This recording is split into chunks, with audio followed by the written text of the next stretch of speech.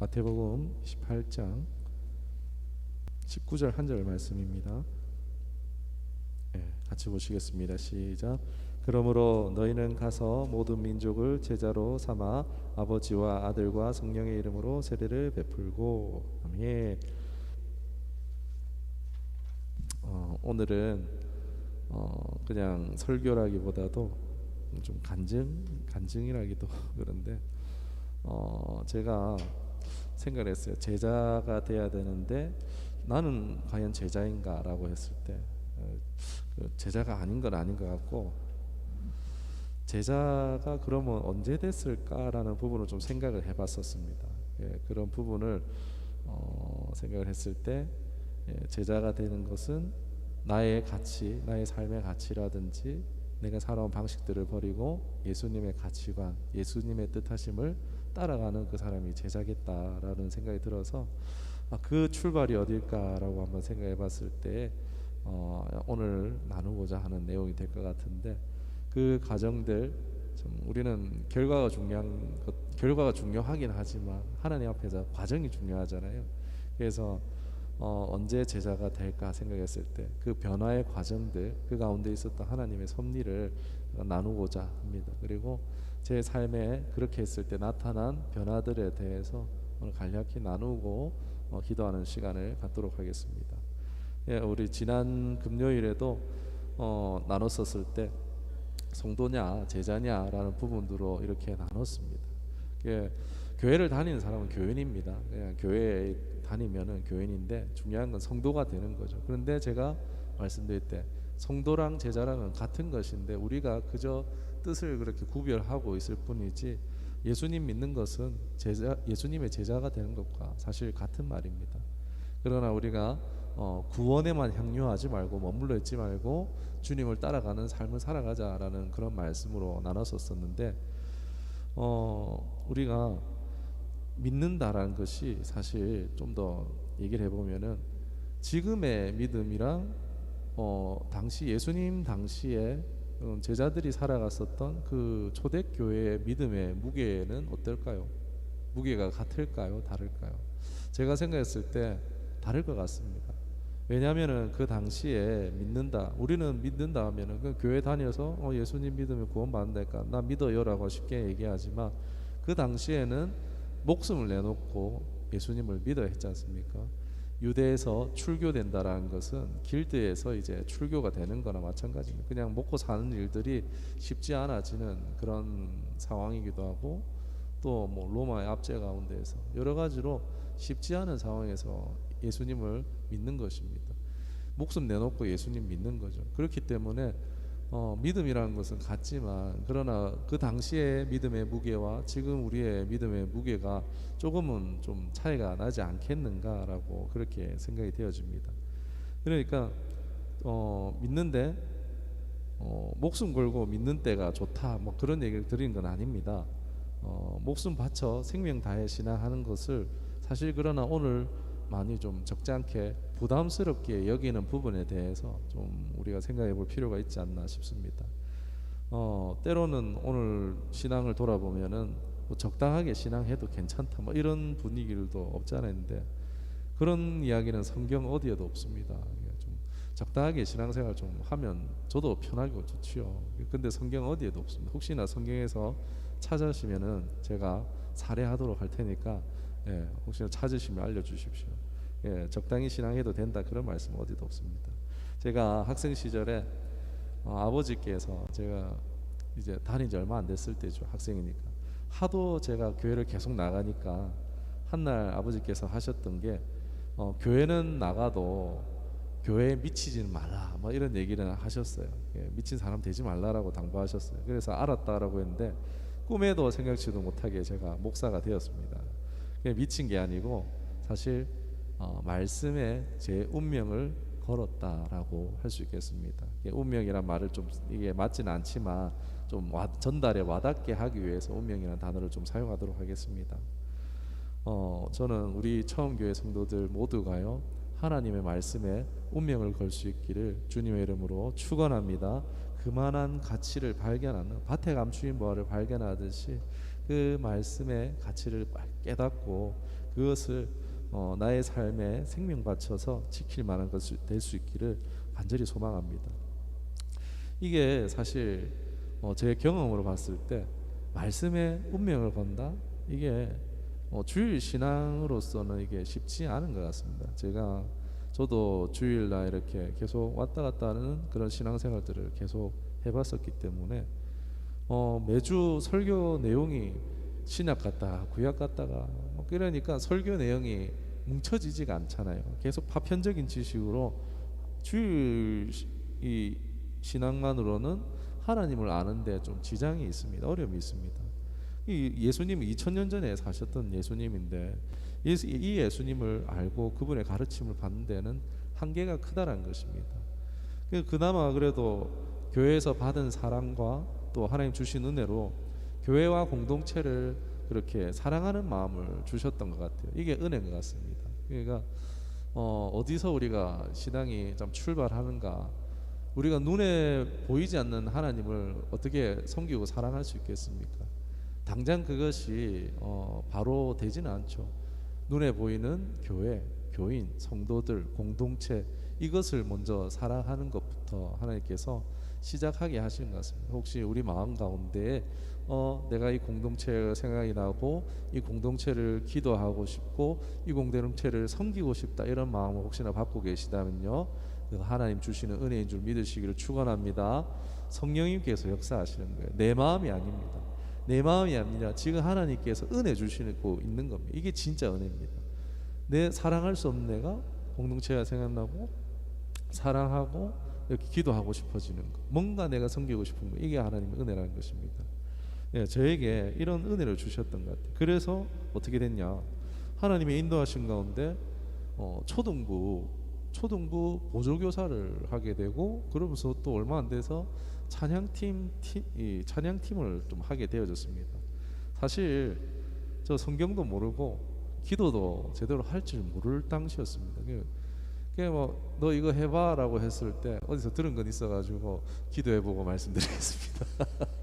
이래 했는데 그런데 그래도 사람이 거짓말을 할 수 없으니까 기도라는 거를 해봤습니다. 기도라는 걸 했는데 근데 기도했는데 해야겠다라는 감동이 정말 왔습니다. 이게 참 성령의 인도하심으로 부담스럽지만 이끄셨죠. 그래서 이 초등부 보조교사랑 이렇게 찬양팀이랑 이렇게 섬기게 되어졌었는데, 문제는요, 제가 성경을 모른다는 겁니다. 문제는 제가 기도를 할 줄 모른다는 것입니다. 보조교사를 다들 경험 있으시죠? 보조교사를 하면서 담임 선생님이 혹시나 못 오시는 날이 있으면 어떻게 합니까? 다른 반하고 합반을 할 때도 있지만은 보조교사한테 책 한 장 툭 던져주면서 전도사님께서 선생님 부탁해요 하고 이렇게 가실 때가 있지 않습니까? 정말 곤란했습니다. 그런 경우들이 있어 진땀을 뺀 일이 여러 번 있습니다. 이게 청년부 했는데 찬양팀 들어가서 얼마 안 돼서 팀장을 시키더라고요. 야, 그러면서 팀원들 영성 관리 좀 하라고요. 제가 성경도 모르고 기도도 할 줄 모르는데 영성 관리가 무슨 얘기인지도 몰랐습니다. 이게 직책을 받았으니까 직책의 역할은 할 수 있잖아요. 보조교사로서 뭐 챙겨오고 아이들 차량해주고 뭐 찬양팀으로 앞에서 찬양하고 곡 보고 연습하고 뭐 이런 건 할 수 있겠는데, 성경이라든지 아니 기도 이런 부분에 대해서는 전혀 제가 할 줄 사실 몰랐었습니다. 이게 되게 부담이 되더라고요. 그러면서 큐티를 또 가르치라고 하더라고요. 제가 성경을 안 보는데 누굴 큐티를 가르칩니까? 그러면서 도무지 교육을 할 수가 없었습니다. 그러면서 하면서 친구들이 야, 너 성경 1독은 했냐는데 1독이 무슨 말인지도 또 몰라가지고 곤란했었습니다. 처음부터 성경을 한번 쫙 해서 다 훑어봤냐, 읽어봤냐라는 거죠. 그래서 저에게 있어서 당시 성경은 두껍고 그냥 좋은 말이 많이 써져 있는 부담스러운 그런 책이었습니다. 교회 갈 때 들고 가는 준비물 그 정도, 줄긋기 정도 시켜하고 군데군데 이렇게 줄 그어놓은 것은 조금 있었지만 전혀 성경이 어떤지 파악이 안 돼 있었습니다. 저에게 있어서는 여리고성과 같은 난공불락의 성 같은 성경이었습니다. 교회에서 이제 일단은 보조교사하고 찬양 팀장을 하게 했는데 그냥 누가 이렇게 참 계속 이런 부분에 대해서 터치가 들어올 때 정말 존심 상하더라고요. 아, 이건 아니다 싶어가지고 예, 마음에 욱해서 한번 성경 일독을 해야겠다라는 그런 마음이 들었던 것 같아요. 여러분, 이것도 하나의 은혜인 줄 믿습니다. 저는 그런 부담감들, 이 성경을 봐야겠다라는 그 부담감 주시는 게 제가 하겠습니까? 제 안에 보이지 않지만, 당시에는 몰랐지만 지금 생각해 보니까 그게 다 하나님의 은혜고, 성령께서 제 안에 주셨던, 제 안에 역사하시고 계셨던, 저에게 하나님의 그 마음을 부어주셨다는 것을 이제는 알 것 같습니다. 혹여나 성경을 읽어야겠다라는 혹시 부담감이 오십니까? 그거 하나님이 주시는 은혜입니다. 그것을 붙잡으시기를 주님 여러분 축원합니다. 아멘. 예, 그래서 일독해야겠다 했는데 결론은 일단은 한 해를 공쳤습니다. 혼자 하니까 실패했어요. 생명의 삶 막 큐티 책 이런 걸 막 선생님들 나눠줘서 하긴 했었는데 해보려고 했는데 한 달도 제대로 못했습니다. 영상 찾아보기 시작하겠는데 잠시 이 궁금증의 목마름은 잠시 해결은 됐었지만은 그 부분 배운 지식으로는 뭐 성경을 이해할 수는 없었습니다. 오래가지 않았습니다. 그러다가 어떻게 말씀을 잘 풀어주시는, 이렇게 강해를 해주시는 목사님의 영상을 만나게 되면서 참 이분은 재밌게 성경을 풀이를 해주시더라고요. 그러면서 성경이 재밌네 하면서 그러면서 성경이 우리의 삶과 전혀 다른 얘기가 아니네, 막 너무 떨어져 있는 얘기가 아니네, 과거만이 아니라 현재를 얘기하고 그리고 우리의 장래까지 다 얘기하고 있네, 이것을 아우르는 것이 바로 하나님의 말씀이네 라는 것들을 점점 알게 되어졌어요. 성경의 예언의 역사들이 실제로 역사 가운데 이루어지는 것들을 목사님께서 하나하나 풀어주시는 것을 보면서 이야, 이 성경 놀랍네, 이거 한번 알아봐야겠다 라면서 부담감이 호기심으로 바뀌더라고요. 저는 이것도 하나의 은혜인 것 같습니다. 여러분, 성경에 궁금한 거 있으십니까? 그 은혜입니다. 하나님께서 지금 우리의 마음 가운데 하나님께서 더 하나님께 가까이 올 수 있도록 부어주시는 하나님의 은혜라는 것입니다. 이 성경에 대한 궁금증, 호기심, 이것이 지금 부어주시는 은혜입니다. 내 상황과 관계없이 우리의 영을 위해서, 우리의 인생의 본질의 문제를 해결해 주시기 위해서 하나님 말씀으로 이끌고 계시는 하나님의 은혜의 역사인 줄 믿습니다. 하나님의 말씀이 궁금하면은 지금 우리가 그 하나님의 말씀으로 달려갈 때라는 것입니다. 예, 그런 과정 가운데 이제 성경을 어떻게 해야 될까 하다가 결국 혼자서는 일독을 못했습니다. 그 한 해 지나서 다음 해 지나갈 쯤에 올해는 안 되겠다, 제가 지금 3년째 지금 일독을 못 하고 있는 상황입니다. 올해는 안 되겠다라고 해서 올해는 일독해야지 해서 어떻게 했느냐, 제가 알아보니까 그 제가 좋아했던 그 목사님이 성경 세미나를, 통독 세미나를 한 거예요. 일주일 한번 갔다 오면은 일독을 하는 거예요. 와, 정말 신박했습니다. 이 두꺼운 성경을 어떻게 일주일 만에 읽는지 이해가 안 되긴 했었지만은 거기 가면은 5일 만에 성경을 일독시켜준다 해서 이야, 이거다 싶어서 제가 올해는 꼭 하리라 해가지고 일을 이제 휴가를 내고 한 주를 휴가를 내고 일주일을 휴가 냈어요. 그러고 이제 그곳을 찾아갔습니다. 이게 실제로 가보니까 성경을 배우고 싶어서 오신 분도 있지만은 제가 갔을 때 한 800명인가 900명 왔었는데 그 중에서 한 3분의 2가 저랑 똑같더라고요. 성경 일독 한 번 못한 게 한이 돼가지고 오신 분이 3분의 2가 되더라고요. 굉장히 많았습니다. 제가 오늘 드리는 말씀이 우리가 공감할 수 있는 이야기라고 좀 생각을 해서 제 이야기를 좀 나눕니다. 올해는 기필코 일독하리라라는 이 불붙는 마음으로 이 지금 먹고 사는 일을 내려놓고 지금 이분들이 성경 일독을 하러 오신 거예요. 저도 마찬가지죠. 올해는 꼭 해보리라. 참 이런 결단이 우리에 필요한 것 같습니다. 여러분, 우리가 생활 속에서 하나님의 말씀을 읽는 것도 있지만 그러나 한 번쯤은 이 벽을 넘어서는 것도 필요한 것 같아요. 그때 이것을 결단하게 해주셨던 것도 하나님의 은혜인 것 같습니다. 여러분, 성경이 높으십니까? 성경이 너무 무엇입니까? 한 번은 그 벽을 넘어야 됩니다. 이 가나안 지역을 한번 이것을 정복하기 위해서 하나님께서 어떻게 하셨습니까? 여리고성을 완벽하게 하나님의 그 인도하신 가운데 이기게 해주셨잖아요. 그러면서 하나님의 일들이, 능력들이 점점 비중이 줄어가면서 이제 전쟁에 백성들의 이 역할들이 점점 늘어나는 것들을 볼 수 있었지 않습니까? 그런 것처럼 우리가 이 가나안 성, 이 여리고성 같은 이 성경을 한 번은요 넘어설 필요가 있어요.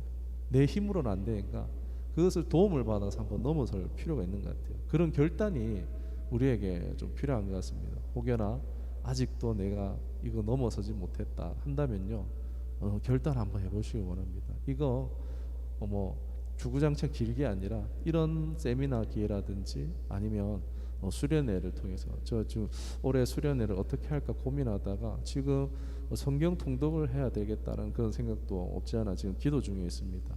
이런 때에 결단을 하고 내 일들 다른 거 다 제쳐놓고 하나님 말씀에 왕창 올인해보는 그런 시간들을, 결단들을 해보시기를 주님의 이름으로 축원합니다. 예. 아무튼 한의대에서 오신 분들하고 이제 성경을 이렇게 보게 되어집니다. 사실 성경이요 이렇게 두껍지만요, 밥도 안 먹고 잠도 안 자고 72시간만 성경을 보면요 다 읽을 수 있습니다. 여러분 놀랍지 않습니까? 72시간이면요 밥 안 먹고 잠 안 자고 72시간 쭉 보면요 3일 만에도 다 볼 수 있는 게 성경입니다. 그런데 무엇입니까? 우리 1년이라는 시간을 주어줘도 72시간이라는 시간을 하나님 앞에 내놓지 못해서 이 말씀을 보고 있지 못하다는 것입니다. 이게 우리의 실제라는 거죠. 저 거기 가서 그 얘기 듣고 사실 충격받았습니다. 아 그래 3일 만에도 할 수 있는 거구나 라는 그런 생각이 참 들어서 참 그동안 하지 못했던, 참 도전하지 못하고 그냥 마음에 눌려 있었던 그런 저 자신을 돌아보게도 되어졌습니다. 오늘 얘기는 사실 뭐 제가 성경 통독을 하자라는 얘기를 드린 것이 아니고, 이렇게라도 성경을 읽고자 했을 때에 제 마음에 이제 읽었을 때 주신 하나님의 마음이 있습니다. 주셨던 마음이, 사실 저는 공부도 못하고 학력도 안 되고 배운 기술도 뭐 잘한 것도 없었습니다. 그나마 그냥 그 당시 제가 요리를 배우고 있었어요. 요리해가지고 그냥 요식업 쪽으로 해서 이래야겠다, 그냥 이런 걸로 먹고 살아야겠다, 그냥 나중에 돈 벌면은 가게 하나 차려가지고 그래갖고 살아야겠다, 뭐 이런 생각을 했었던 것 같아요. 그 저는 뭐 믿을 것도 의지할 것도 사실 없었습니다. 그런데 하나님 말씀을 듣고 읽고 배우면서 들었던 것이, 하나님 말씀만 잘 알아도 인생이 망하지 않겠다 하는 그런 생각을 하게 됐습니다. 예로부터 이 말씀을 맡은 자들이 유대인이지 않습니까? 유대인들은요 말씀 학자를 되는 것이 그들에게 있어서 가장 인생의 큰 가치로 여긴다라는 것을 배웠습니다. 현재 이스라엘 사람들은 예수님을 그저 선지자처럼 여기고 예수님을 거절하고 있지만, 사실 우리가 지금 살아가는 이 시대에 유대인만큼 작으면서 유대인만큼 강력한 국가가 어디 있습니까? 전 세계 인구의 0.3%밖에 안 되지만은 1%의 부자에 속하는 것이 유대인들입니다. 노벨 경제학상 42%가 유대인입니다. 억만장자 32%가 유대인이라고 합니다. 유대인에 대한 하나님의 약속이 있겠지만 이들이 어떻습니까? 말씀을 맡았잖아요. 말씀의 원리를 알고 따르고 지키는 것만으로도요 이들이 이 땅에서 놀라운 축복을 누리고 있는 것입니다. 그걸 보면서 욕심이 생기더라고요. 야, 말씀을 맡은 것만으로도 이런 놀라운 축복을 받는 거라 보면서 말씀만 배워도, 말씀만 잘 알고 있어도 내 인생 망하지 않겠구나라는 그런 마음에 확신이 들게 되어졌습니다. 오늘날 역사가 이것은 증거하고 있는 것입니다. 당시 저는 꿈도 희망도 소망도 없었던 자신인데 참 말씀 잘 배운 사람 중에 망한 사람 평생 본 적 없다라는 그 목사님의 그 한마디에 결단을 하게 되어졌죠. 아, 말씀에 한번 내 삶을 걸어봐야겠다라는 생각이 그때 들었습니다. 생각해 보면 참 쓸데없는 것에 우리의 인생을 많이 허비하고 낭비하지 않습니까? 오래된 나이는 적지만 돈 때문에 사람 많이 잃어봤습니다. 시간, 마음, 건강 뭐 이런 것들, 또 취미생활 한다고 얼마나 많은 시간과 물질을 내어버립니까? 저는 뭐 게임에 한번 빠져가지고 이틀은 안 자면서 돈을 써가면서 그렇게 게임도 저도 해봤습니다. 물질을, 시간을, 건강을 내어버렸던 것이죠. 그리고 어떻습니까? 자신의 감각적인 만족, 짜릿함을 위해서 막 생명이 오락가락할 수 있는 위험한 스포츠 이런 것들에도 생명을 걸지 않습니까? 생각해보면 우리가 쓸모없는 것들에, 유익하지도 않은 것들에 그저 잠깐의 찰나적 만족을 위해서 인생을 허비하고 낭비하고 있지 않습니까? 그런데 왜 말씀에는 내 인생을 걸지 못하냐는 것입니다. 평생 많은 책을 또 우리가 읽기도 하지만 왜 평생 72시간을 투자 안 해서 성경을 모르는 거냐? 얼마나 우리에게 이것이 손해가 아니겠습니까? 사랑하는 여러분, 우리가 하나님의 말씀, 이 말씀을 붙잡는 사람은요, 여기 말씀에 투자하는 사람은요, 결코 하나님께서 망하지 않게 하실 줄 믿습니다. 이건요, 뭐 성경에 어디 나와 있다 뭐 그런 게 아니라 역사가 말하고 있는 부분입니다. 말씀을 떠났을 때 유대인들이 망했지, 말씀을 붙잡은 유대인은요 강력합니다. 우리가 이 말씀을 붙잡았을 때 오는 유익을 제가 잠깐 이제 나누고 오늘 시간을 마치도록 하겠습니다. 제가 말씀으로 나타난 삶의 변화가 뭐였냐면은, 그동안은 몰랐어요. 그런데 우리 하나님의 임재, 하나님의 통치, 하나님 다스림 이런 것들 우리 말하잖아요. 그런데 그게 구체적으로 뭐냐? 막 목사님들, 여러분 하나님이 다스리십니다, 하나님이 통치하십니다, 막 이런 말들, 저도 이걸 많이 쓰잖아요. 이 단어를 많이 쓰잖아요. 하나님의 통치와 다스림 안에 살아야 됩니다. 그것이 하나님 나라 살아가는 겁니다. 이런 설교도 많이 하잖아요. 그런데 이게 와닿지 않으실 수도 있을 것 같아요. 하나님의 나라, 하나님의 다스림 가운데 산다는 게 무슨 얘기냐? 그건 뭐 매 순간 막 귀에다가 대고 하나님 오셔가지고 야 영준아 이래라 저래라 막 이렇게 명령하시는 게 아닙니다. 이게 하나님 나라 다스림 통치 가운데 사는 게 아닙니다. 이건 오해입니다. 저는 이것을 어떻게 경험했냐면은, 이 성경 통독을 하면서 제 안에 성경의 지식이 풍부해지고 성경의 맥이 잡히잖아요. 이 성경의 역사가 정리되어지고, 이게 지난 역사지만 지나간 역사가 또 반복이 되잖아요. 그 지난 역사지만 이게 현재 나의 삶에 대입이 되더라고요. 성경적으로 현실이 과거의 역사를 통해서 현실이 해석이 되더라고요. 그리고 내게 주어진 상황이나 말씀의 지식들이 이게 내 삶의 현장에 지식이 대입이 되면서 제 삶에 그동안은 할 수 없었던 새로운 행동 양식들이 생겨나는 것을 경험했습니다. 그러니까 무슨 얘기냐면요, 말씀을 통독하고 나서 말씀에 제가 이제 결단했잖아요. 말씀에 내가 한번 운명을 걸어봐야겠다 했을 때 말씀이요 제 삶에 덮여오는 것을 경험할 수 있었습니다. 말씀을 결심하고 읽어 놓으니까 삶에 녹아지더라고요. 기도도 생각도 생활도 이 말씀이 녹아져서 변화를 경험할 수 있었습니다. 내가 보고 느끼고 생각하는 그동안의 틀이 있잖아요. 프레임이 신선해지고 새로워지는 것을 경험할 수 있었습니다. 다른 게 임재가 아닙니다. 하나님의 임재는요 전기가 통하듯이 짜릿하고 막 이런 신비적인 체험이 아니라 내 삶의 하나님이, 그 하나님의 말씀이, 그 하나님의 그 말씀대로 감동이 내 삶의 매 순간 매 순간마다 임하는 것입니다.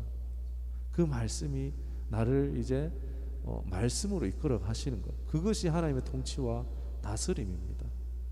그것을 우리가 순종할 때 내 삶에 하나님 나라가 임하는 것인 줄 믿습니다.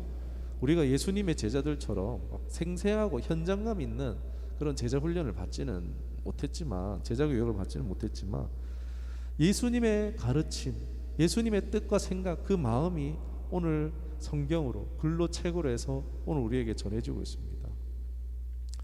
성경 요한복음 14장 26절에도 보혜사 곧 아버지께서 내 이름으로 보내실 성령 그가 너희에게 모든 것을 가르치고 내가 너희에게 말한 모든 것을 생각나게 하리라. 성령께서 오셔서 깨닫게 하시고 역사하시는 것입니다. 여러분, 이게 은혜입니다. 다른 것들도 먹고 사는 거 은혜지만요, 이 은혜가 없어서 지옥 가는 사람들 많다는 거 아십니까? 성령께서요 우리에게 깨닫게 해주시는 거예요. 말씀이 있으면은 이제 그 말씀을 가지고 성령께서 내 삶 가운데 일하시기 시작하시는 것입니다. 이게 정말 큰 은혜라는 것입니다. 하나님 나라는요 멀리 있어서, 저 높은 곳 멀리 있어서 내가 죽어야만 갈 수 있는 곳이 하나님 나라 아닙니다. 내가 말씀을 내 삶으로, 이 말씀을 내 운명으로 받아들이고 내 삶에 덮여온 세계를 경험할 수 있습니다. 그것이 하나님의 통치와 다스림을 경험하는 것, 하나님의 나라를 내가 순종할 때 하나님의 나라가 이루어지는 것을 가능하게 되어진다는 것입니다. 여러분, 하나님의 나라는요 멀리 있는 것이 아닙니다. 이미 이곳에 함께 하셨다는 것을요 경험할 수가 있습니다. 사랑하는 여러분, 구원은요 일방적으로 하나님 베풀어 주시는 선물입니다. 일방적인 하나님의 은혜입니다. 그러나 우리가 살아서 이미 임하신 하나님의 나라, 이 하나님의 말씀을 가까이 하는 만큼, 그 하나님의 말씀을 우리가 붙들고 믿는 만큼 그 하나님의 나라를 경험하고 누리게 해주셨습니다. 하나님 나라 무엇입니까? 병든 자가 치유되고 일어나고 기적이 나타나고 이런 것들 아니겠습니까? 하나님 나라가 이미 임한 줄 알라고 말씀하셨지 않습니까? 사랑하는 여러분, 우리가 하나님의 말씀으로 말미암아 살아갈 수 있기를 원합니다. 그 말씀을 내 삶의 운명으로 받으시고, 정말 밭에 감추인 보화를 그 안 사람이 전 재산을 팔아서 밭을 사는 것처럼 그 말씀에 여러분의 삶으로 사시기를, 살아갈 수 있기를 주님의 이름으로 축원합니다. 그냥 일른다고 되는 것은 아닙니다. 성령께서 풀어주셔야 됩니다. 이 말씀을 이용하려고 했을 때 성령은 역사하시지 않습니다. 오히려 내 말씀을 나의 삶으로, 말씀이 나를 이용하시라고 우리가 그렇게 접근할 때요 성령께서 우리를 말씀하시고 가르치시고 인도해 주십니다. 사랑하는 여러분, 우리 하루 한 장 하고 있잖아요. 지금 여름 수련회 제가 고민하고 있는 부분, 이 통독 세미나로 지금 생각을 좀 하고 있습니다. 하면 좋겠다 싶은데, 그런 생각 중에 지금 말씀 이끄시는 그런 감동들이 저뿐만이 아니라 여러분에게도 있어지기를 주님의 이름으로 축원합니다. 정말 하나님의 말씀으로 살아가리라 그런 결단할 수 있기를, 말씀이 삶으로 경험되어질 수 있기를, 하나님의 나라를 경험하시기를 주님의 이름으로 축원합니다. 아멘. 기도하겠습니다.